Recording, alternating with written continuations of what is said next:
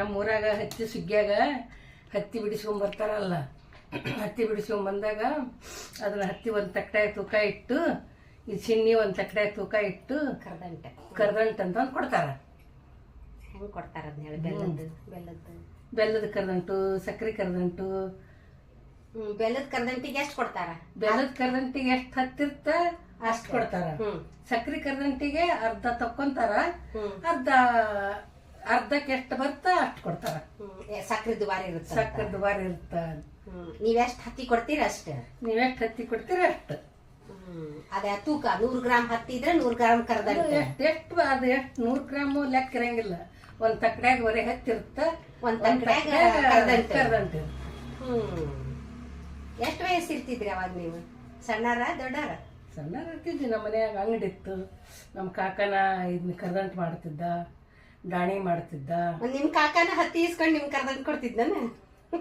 ನಾವು ಅಲ್ಲೇ ತಿಂತಿದ್ವಿ ಕರ್ದಂಟು. ನಮಸ್ತೆ, welcome to the knowledge kitchen with Paru. ಇವರು ನಮ್ಮ ತಾಯಿ ಕಸ್ತೂರಿ ದೇವಿ ಕರಡಿ ಅಂತ. ಇವರು ಸುಮಾರು 70 ವರ್ಷಕ್ಕೂ ಹೆಚ್ಚಿನ ಕಾಲದಿಂದ ಈ ಕರ್ದಂಟು ಮಾಡ್ಕೊತ ಬಂದಿದ್ದಾರೆ. ಬನ್ನಿ ಹೇಗೆ ಮಾಡೋದು ಅಂತ ನೋಡೋಣ. ಈ ಕರ್ದಂಟು ಮಾಡೋದಕ್ಕೆ ನಾವಿಲ್ಲಿ 1 kg ಸಕ್ಕರೆ ತೊಗೊಂಡಿದ್ದೀವಿ. 1 kg ಸಕ್ಕರೆಗೆ 1 ಲೋಟ ನೀರು ಹಾಕಿ ಚೆನ್ನಾಗಿ ಕುದಿಸ್ಕೋಬೇಕು. ಅದು ಚೆನ್ನಾಗಿ ಕುದ್ದ ಮೇಲೆ ಒಂದು ಎಳೆ ಪಾಕ ಬರುತ್ತೆ. ಆ ಪಾಕ ಅಂಟಂಟು ಥರ ಇರುತ್ತೆ ನೋಡಿ. ಈ ಥರ ಕೈಯಲ್ಲಿ 2 ಕೈಯಲ್ಲಿ ಹಿಡ್ಕೊಂಡ್ರೆ ಒಂದು ಎಳೆ ಪಾಕ ಬರುತ್ತೆ. ಹಿಂಗೆ ಕೈ ಎತ್ತಿದ್ರೆ ಒಂದು ಎಳೆ ಬರುತ್ತೆ 2 ಬೆರಳುಗಳ ಮಧ್ಯೆ. ಆ ಥರ ಪಾಕ ಬಂದ ಮೇಲೆ ನಾವು ಅದನ್ನು ಏನು ಮಾಡಬೇಕು, ಸ್ಟವನ್ನು ಆಫ್ ಮಾಡಬೇಕು. ಸ್ಟವ್ ಆಫ್ ಮಾಡಿ ನಾವಿಲ್ಲಿ 2 ಸ್ಪೂನ್ ತುಪ್ಪ ಹಾಕಿ ಗಾರ್ನಿಷಿಂಗ್ಗೆ ನಿಮಗೇನು ಬೇಕೋ ಅದನ್ನೆಲ್ಲ ಡ್ರೈ ಫ್ರೂಟ್ಸನ್ನು ಹಾಕ್ಕೋಬೋದು. ನಾವಿಲ್ಲಿ ಗೋಡಂಬಿ, ಏಲಕ್ಕಿ ಪೌಡ್ರು, ಕೊಬ್ಬರಿ ತುರಿ ತೊಗೊಂಡಿದ್ದೀವಿ. ಸ್ವಲ್ಪ ಈ ಹಿಟ್ಟಿನ ಜೊತೆಗೆ ಜೊತೆಗೆ ಹಾಕ್ಕೊಂಡು ಇನ್ನೊಂದು ಸ್ವಲ್ಪನ ನಾವು ಎತ್ತಿಟ್ಕೊಂಡಿದ್ದೀವಿ.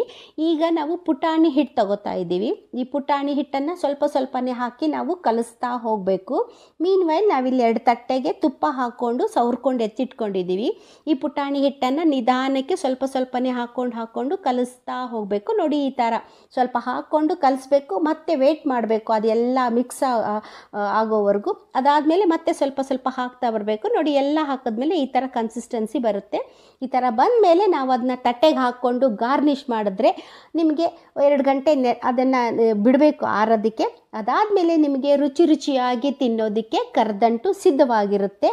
ಈ ಕರ್ದಂಟು ಸುಮಾರು 70 ವರ್ಷದಿಂದ ನಮ್ಮ ತಾಯಿ ಮಾಡ್ತಾ ಬಂದಿದ್ದಾರೆ. ಈ ರೀತಿಯ ಸಾಂಪ್ರದಾಯಿಕ ಅಡುಗೆಗಳಿಗಾಗಿ ನಮ್ಮ ಚಾನಲನ್ನು ಶೇರ್ ಮಾಡಿ, ಸಬ್ಸ್ಕ್ರೈಬ್ ಮಾಡಿ, ಫಾಲೋ ಮಾಡಿ. Thank you.